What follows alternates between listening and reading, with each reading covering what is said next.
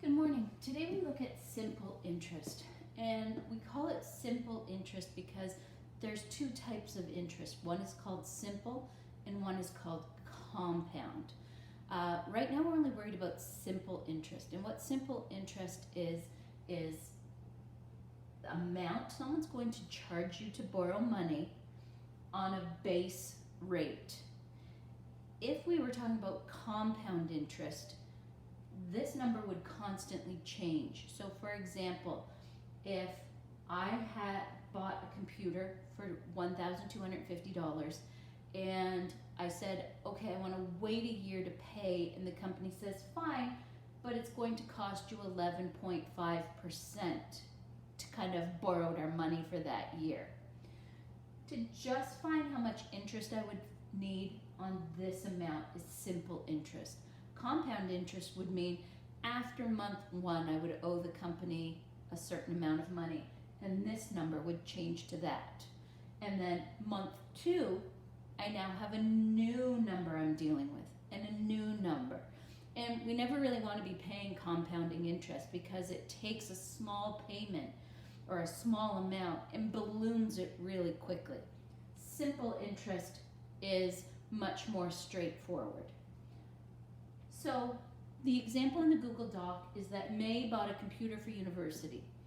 May spent $1,250 on her computer, and she said, oh, I know while I'm at university I'm going to be making money, so I don't want to pay you for the computer right now. I want to pay you after my first year. The company said, fine, no problem, but we're going to charge you 11.5% interest. May agrees to this. So when May wants to find out how much she owes, she's going to take her original amount. She's going to multiply this as a decimal, 0.115. And we find out that May, when we've done that math, owes an extra $143.75. So we have the original amount May agreed to pay for the computer. Let's pretend for now it includes sales tax. We have to add in the interest May has agreed to pay to borrow that money for 1 year. And we end up with a total of $1,393.75. So to use that computer for a year without paying for it and paying at the end of that first year, May has to spend an extra $143.75, which makes the cost of her computer $1,393.75. The next example in the Google Doc is Joe. Joe wants to buy a car. And I'll change colors so we don't get these confused. Joe wants to buy a car, and the car is $7,500. And Joe says, hey Ma, I don't want to go to the bank because they're going to charge more than you. Can you lend me this money? And I promise to pay you back over 2 years. And Joe's mom says, sure, I will do that, but I'm going to charge you 3.5% interest each year. Remember, Joe wants to borrow the money for 2 years. So, the first thing we need to know is $7,500 times 0 decimal, sorry, I made a little mistake there, 0.035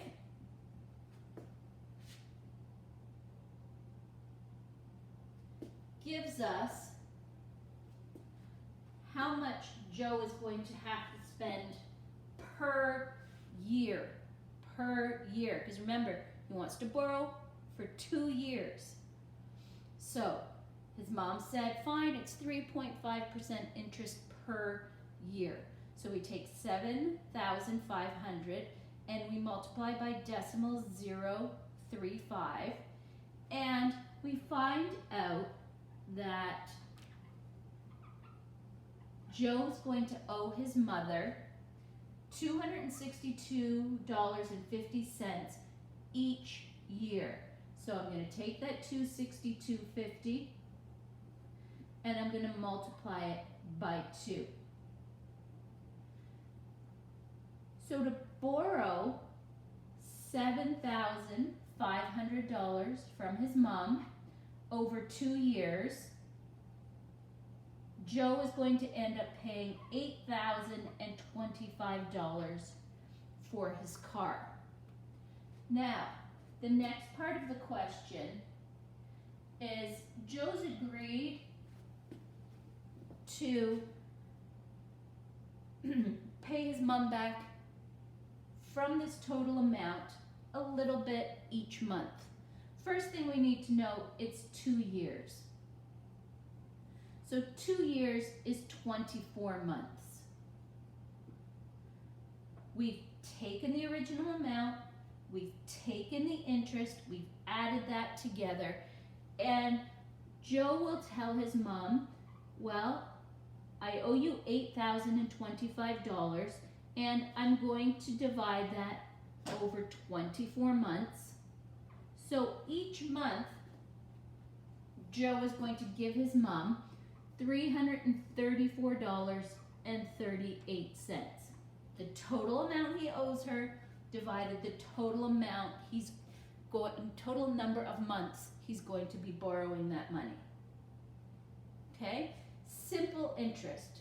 Good math sense that everybody should know, especially as you get older and start purchasing things. And most, can't think of one company that doesn't offer those deferred payments, especially when you start getting ready for university or you start looking at different electronics like computers.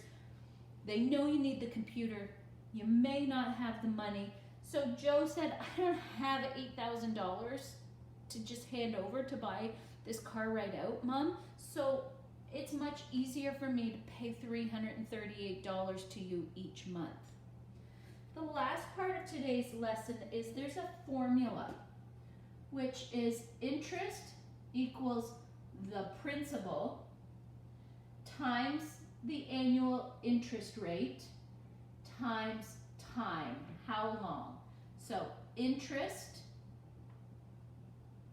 is the I, P is the principal. The principal is the amount of money you're paying for the item before we consider any sort of sales tax, or not sales tax, in terms of interest from borrowing.